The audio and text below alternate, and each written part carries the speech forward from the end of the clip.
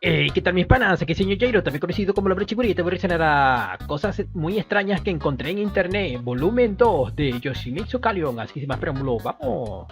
Gracias al buen recibimiento que tuvo el video original con esta dinámica, he decidido traer una segunda parte de esta nueva sección en la cual conoceremos algunos casos interesantes, no necesariamente Este bro, el que se grababa, no sé, como en directo, estando 10 horas por ahí, así, riéndose como un maniático, ¿no? aterradores ni oscuros, de cosas interesantes o cuanto menos peculiares que pueden encontrarse en internet. Si este concepto es de su agrado, háganmelo saber por medio de la caja de comentarios, así como dejando su me gusta. Ahora, comencemos.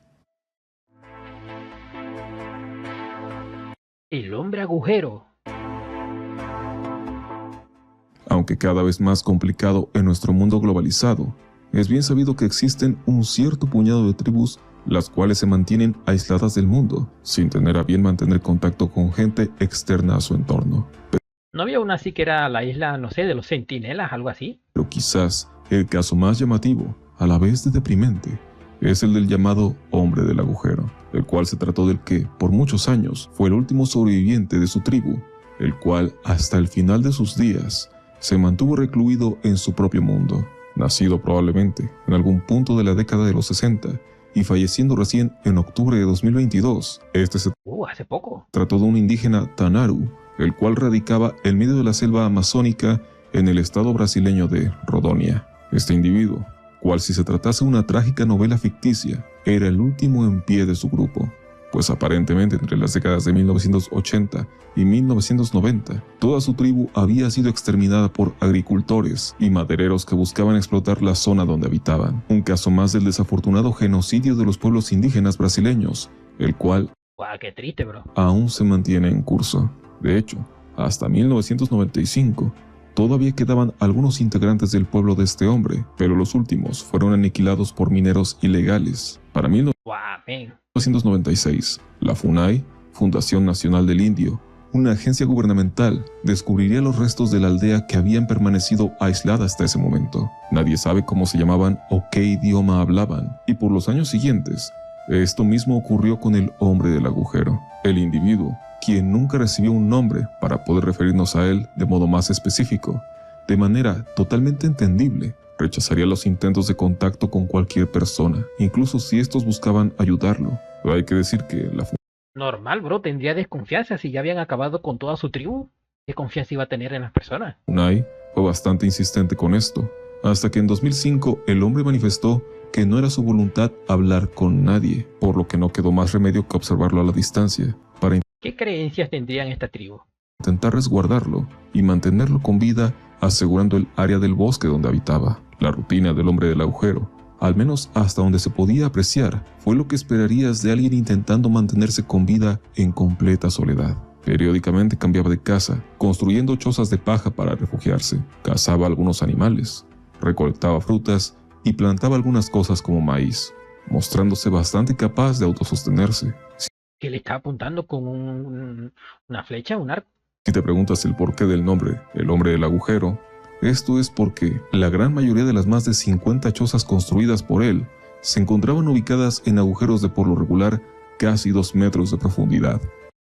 Hay que decir que, pese al esperado rechazo que este hombre Tenía flow. tendría por los mal llamados hombres civilizados, O sea, le pones una cadena, una camisa negra y parece un rapero, bro. con el tiempo fue Del Bronx. generando cierto grado de confianza hacia los miembros de la FUNAI que lo vigilaban. Después de todo, sabía que lo hacían, aunque también era de su conocimiento que otras personas estaban al acecho, así que parte de su rutina consistía en construir trampas para evitar intrusos, aunque de modo concienzudo, informaba a su modo a sus protectores de estas mismas. En alguna ocasión, como en el año 2009, el hombre del agujero fue atacado por hombres armados, y aunque esto se trató de algo bastante lamentable, parece que no hubo resentimiento hacia su contacto con los miembros de la FUNAI. En 2018, este mismo organismo publicó un video con algunas imágenes del hombre del agujero para generar conciencia a nivel mundial sobre la situación y las amenazas a las que lamentablemente se enfrentan los pueblos no contactados. Lo más llamativo del caso Pobrecito, bro, lo que debería sentir ser el único de su tribu ya. es que, barajando la idea de que, para este punto, el hombre del agujero tendría alrededor de 50 años, pese a todo, parecía encontrarse con buena salud. Al final, en 2022, de repente los equipos de observación perdieron de vista al individuo, así que un agente decidió irrumpir para ver qué ocurría. El hombre del agujero se encontraba dentro de una de sus casas, la última que había construido, acostado en su hamaca y adornado con algunas plumas, como si esperase su muerte y hubiese realizado un ritual para ello. El hombre había muerto en completa calma, posiblemente varios días antes de ser descubierto, con una edad oscilante próxima a los 60 años. Después de esto, la FUNAI hizo lo posible por organizarle un entierro de manera apropiada, acorde a lo que entendían de sus costumbres, aunque por desgracia, el lugar del entierro fue profanado por agricultores. Muy acorde a su apodo, la historia del hombre del agujero es bastante profunda, ofreciéndonos una perspectiva interesante. Este hombre vio frente a sus ojos como todo aquello que conocía fue eliminado por personas que invadieron su territorio. Vio los artilugios de los que disponían, claramente más avanzados que las herramientas que él y los suyos usaban. Y aún así, los hombres civilizados arrasaron cual miembros de otra tribu salvaje. Viéndose solo, de repente descubrió que había otro tipo de personas, sin ningún deseo de causarle mal. La salida lógica sería ceder y unírseles. Sin embargo, prefirió mantenerse firme con el legado de su pueblo, aun si eso significaba una vida en completa soledad. En honor a su gente, sentía que era lo correcto. Después de una vida en un apartado rincón del planeta, el hombre del agujero comprendió que había otras cosas allá afuera, gente buena y gente mala, pero que su lugar en el mundo era uno. Bueno, esa es reinterpretación de la gente, ¿no? Y de lo que habrán dicho, pero a saber exactamente qué es lo que él pensaba. A lo mejor él sí pensaba eso, que había gente mala, como también comprendía que había gente buena que no lo atacaba, que simplemente como que lo observaba con curiosidad. Pero es una lástima que toda su tribu se haya acabado y no haya registros de exactamente qué creencias tenían, qué costumbres tenían.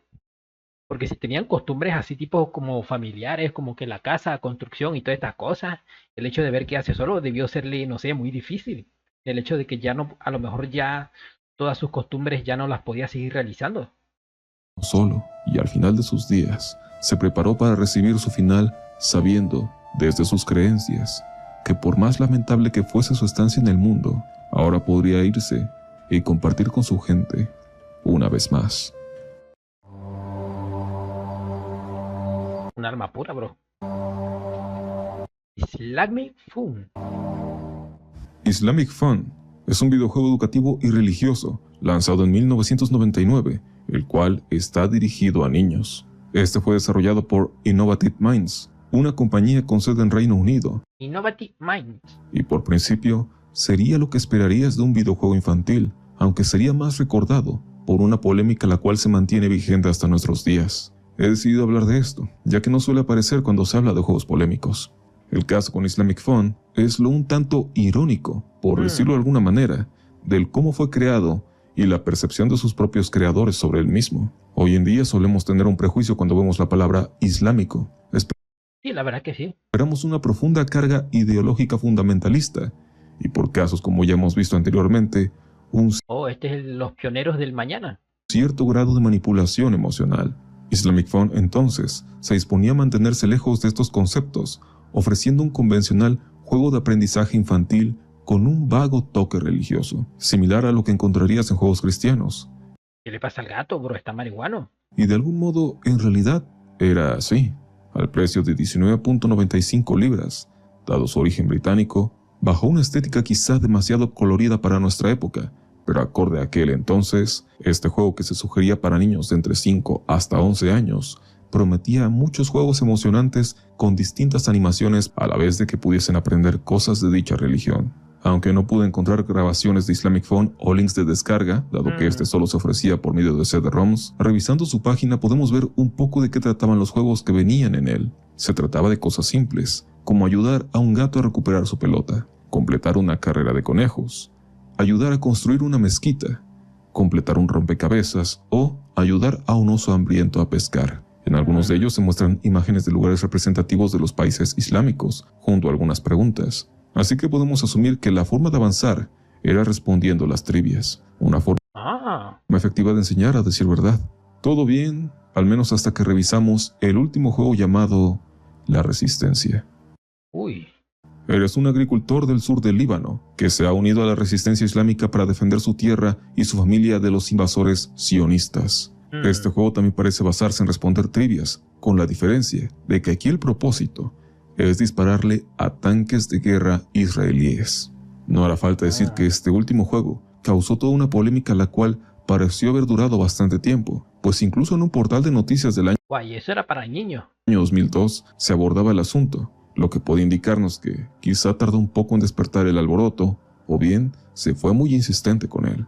Por un lado, los medios acusaron a los desarrolladores de que las preguntas en el juego estaban diseñadas para promover una visión islamista del mundo, además del evidente antisemitismo e incluso terrorismo. Por su parte, los desarrolladores mencionaron que esto solo era una respuesta natural, ya que los medios guardan silencio cuando los sionistas utilizan sus tanques para masacrar a sus niños. El conflicto perpetuo de ambos bandos. A lo largo del tiempo, las opiniones sobre Pero es que no sé, meterle ideologías a los niños de pequeños para que, no sé, hagan estas cosas, bro, no sé, no me parece bien. Islamic Phone fueron distintas, dependiendo de a qué medio le preguntes, desde los que lo consideraban algo abominable, hasta quienes lo veían como una de las propagandas más ligeras que se hayan creado, siendo quizá la visión más sensata, que incluso si las trivias pecaban de ser parciales hacia el Islam, bajo la guía correcta los niños podrían aprender de otras percepciones del mundo. Algunos juegos ni siquiera tenían carga ideológica, aunque en definitiva el juego de la resistencia está muy fuera de lugar dentro de lo que prometía ser algo inocente y educativo.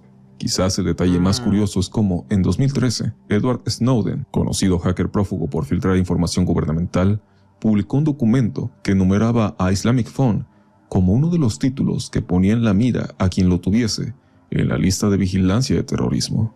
Normal, bro. Como mencioné, al menos al momento de realizar este video, no encontré algún lugar para descargarlo, pero si hasta 2013 Por algo será, bro.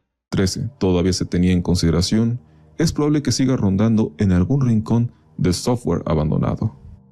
Y seguramente por ahí a lo mejor si lo buscas, lo encuentras, pero como que no se ve muy seguro descargarlo. No vaya a ser que luego lo descargues y estés en la lista de los más buscados o no sé, de cuestiones ahí en Estados Unidos. Este punto será el más corto de los que... Niños desaparecidos en la Comic Con.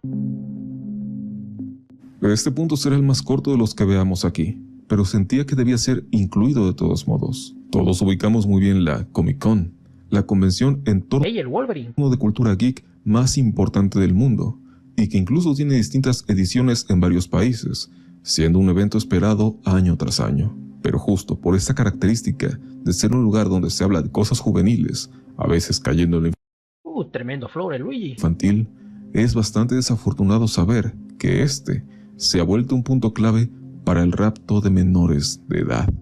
Vamos, bro. De inicio no parece haber mucha información sobre esto. Un post en Reddit de hace más de un año menciona cómo todos los años se reportan niños desaparecidos, los cuales son secuestrados por redes de tráfico de personas, que los organizadores de la Comic Con saben de esto, pero pagan para que nadie hable de ello. En una web especializada en teorías de conspiración, se nos dice Es una teoría de conspiración. que el rumor ¿Pero hay pruebas físicas? nace a finales del siglo XX, Bueno, ¿hay registros o algo así pues que apoya la teoría? postulando la alocada idea de que la Comic Con sirve para encontrar a niños superdotados, los cuales son captados por el gobierno para aprovechar Niños superdotados en una Comic Con. ¿Y por qué no una feria de ciencias o algo más así? No sé. y explotar su inteligencia. Esto claro, bebiendo de la idea de que quienes suelen ir a estos eventos son el arquetipo de estudiosos excéntricos. Bueno, sí, tiene sentido porque siempre se asocian el hecho de nerd que lee cómics, que es típico, no sé, intelectual, muy estudioso, algo así. Dice que todo nace de un foro de entusiastas, Dice aquí, MK Ultra. donde un sujeto anónimo afirma haber visto agentes extraños buscando prodigios. Todo esto se maneja con escepticismo, pues si bien puede ser cierto que a dichos ¡Ey, mira el Goku! eventos acudan los estereotípicos chicos inteligentes, fans de cómics, más allá de brindar espacio a posibles talentos de este mismo medio, no hay nada que apunte a otra cosa. Pero esta es la versión más amable de la leyenda, porque al ¡Ey, el Goyo! menos hasta este año se descubrió que la primera idea, La del post de Reddit era muy cercana a la realidad. El Luffy. El pasado agosto del presente 2024, 14 personas fueron arrestadas en posesión de 10 potenciales víctimas de lo que fue una operación encubierta ocurrida en la Comic Con de San Diego. Se explica que los agentes se hicieron pasar por interesados en servicios íntimos, logrando detectar a las víctimas y a sus traficantes, destacándose una chica de 16 años que era explotada. Eso se trató de una operación siguiendo la pista de gente que usa eventos multitudinarios para promover la prostitución, mas no se habla de que en el mismo evento se rapte a niños, aunque esto podría ser una posibilidad auténtica, ya que en cualquier caso, el propósito es la captación para... ¿Me está lagueando la cámara? Creo que es por el video. ¿Es por la calidad o algo? Voy a cerrar algo aquí.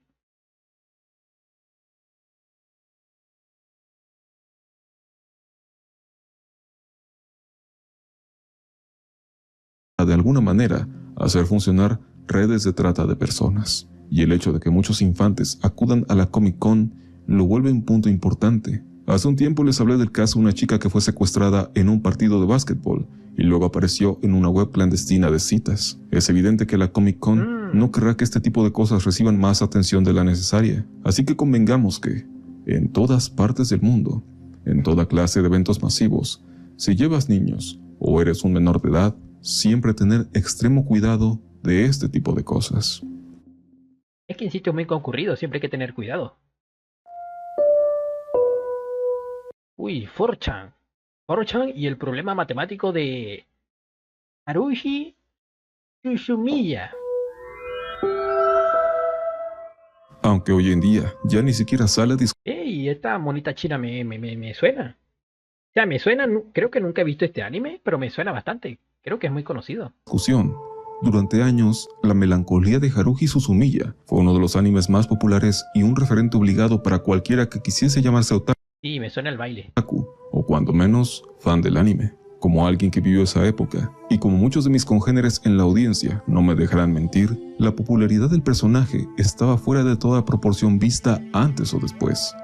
O sea, me suena, nunca vi el anime, ni siquiera sé si es un anime, ¿es un anime? O sea, pero me suena mucho el personaje, haberlo visto en recopilaciones de anime que siempre salía. La serie que cuenta la Opening y en cuestiones siempre salía, en talks de opening y en cuestiones así. historia de una chica que anhela conocer algo más allá de lo normal, sin saber que de hecho está rodeada de ello. Contaba con una característica muy especial, que es la que da forma a un tan innecesario como enrevesado problema matemático. Y es que cuando fue Está curioso el opening. emitida originalmente, la serie no fue llevada en un orden cronológico. Los capítulos estaban en desorden, y no sería sino hasta finalizada la misma y un posterior lanzamiento en DVD que se pudieron apreciar los 14 episodios de la primera temporada de la forma adecuada. Hasta aquí todo está en orden. Sin embargo, el 17 de septiembre de 2011, un usuario en 4chan planteó la siguiente pregunta.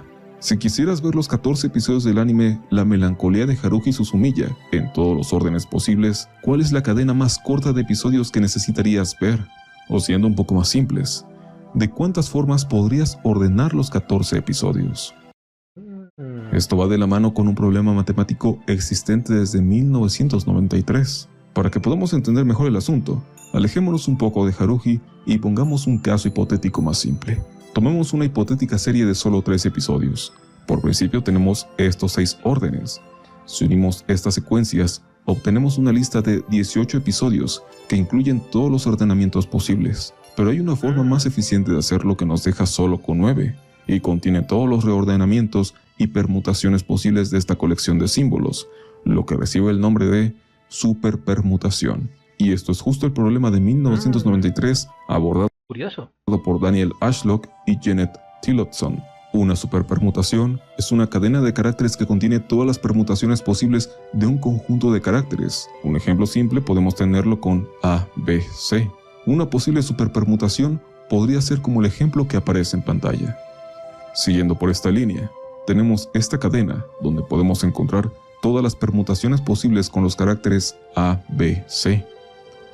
Entonces tenemos que, de 3 caracteres iniciales, puede haber 6 combinaciones posibles. Esto es el ejemplo más básico para que podamos entender la cantidad astronómica que desemboca el problema de Haruhi. No soy muy fan de las matemáticas, así que busqué la forma más simple para que todos estemos en sintonía. Una permutación posible en el anime de Haruhi sería ver los 14 episodios en el orden que se emitieron. Otra 11. puede ser verlos en el orden cronológico de la historia, pero quizá te interese cubrir todas las variantes de episodios posibles. Podemos entender ahora que el número que se nos puede arrojar será gigantesco, e independientemente de estos términos rimbombantes, podemos entender que son simples ejercicios de combinaciones. Pero sigamos adelante. Una hora después de publicada la pregunta inicial, otro usuario ofreció una solución parcial de una cota inferior del número de episodios requerido, dando como respuesta que se tendrían que ver al menos 93.844.313.611 episodios, para que no se escape ningún orden posible. Y aunque el posteador pidió que revisaran si había algún error, la prueba pasó desapercibida durante años, hasta que en octubre de 2018, el novelista australiano de ciencia ficción, Greg Egan, demostró que era posible un nuevo límite superior, estableciéndolo en 93.924.230.411 episodios. Era la misma cantidad, no me fijé. El problema de Haruhi atrajo la atención de la comunidad matemática, pues, sin saberlo, la pregunta de 4chan había derivado las limitaciones del problema de superpermutaciones de 1993, y es que en 2014 se descubrió que las matemáticas utilizadas en el problema original, O sea, un usuario random de 4chan, que era otaku, que vio la serie, resolvió un problema matemático. no funcionaban para conjuntos que tenían más de 6 caracteres, pero el inadvertido cálculo de un anónimo de 4chan revivó el interés por aquel engorroso problema. La prueba de 4chan describía cómo encontrar el menor número posible de episodios, pero no resolvía por completo el problema, y pese a los aportes, aún queda mucho camino por recorrer para acotar la respuesta exacta. Ahora bien, desde el año 2018 no pareció haber Stengate. más actualizaciones oficiales de esto, y algunas respuestas que pueden hallarse en línea son un tanto confusas. El anime que resolvió una conjetura matemática, el problema de Haruhi. Los matemáticos señalan que, aunque interesante, este tipo de problemas no tienen una aplicación en el mundo real, al menos de momento, y pueden pasar algunas décadas hasta que tengan utilidad, pero teóricamente hablando, ofrecen un universo de respuestas a cuestionamientos presentados con anterioridad. Muy a su modo, el harujismo, devoción basada en este personaje, se sigue haciendo presente hasta nuestros días. Solo había que preguntar en qué tanto desorden se puede ver algo que ya había salido en desorden. Antes de finalizar, mando saludos a quienes dejaron sus supergracias en el video anterior, los cuales son Zero, MC14 y by Omaru PC. Si quieres aparecer al final del próximo video, simplemente deja una pequeña contribución. Muchas gracias por ver, espero que te haya gustado. Nos vemos en el siguiente para seguir conociendo las cosas más extrañas que este mundo tiene para contar. Mi nombre es Yoshimitsu, sayonara. Sayonara. Estuvo curioso el video, tuvo curiosidad las cuestiones de internet. Era muy curioso que un otaku en un foro de 4chan haya resuelto una conjetura matemática. Es muy raro, o sea, es como que todo es muy random, bro. Pero bueno, eso ha sido todo. Si te ha gustado, te dejaré el video en la descripción para que lo veas inmersión. No te olvides comentar, la y suscribirte y nos vemos en el siguiente video. ¡Chao, chao!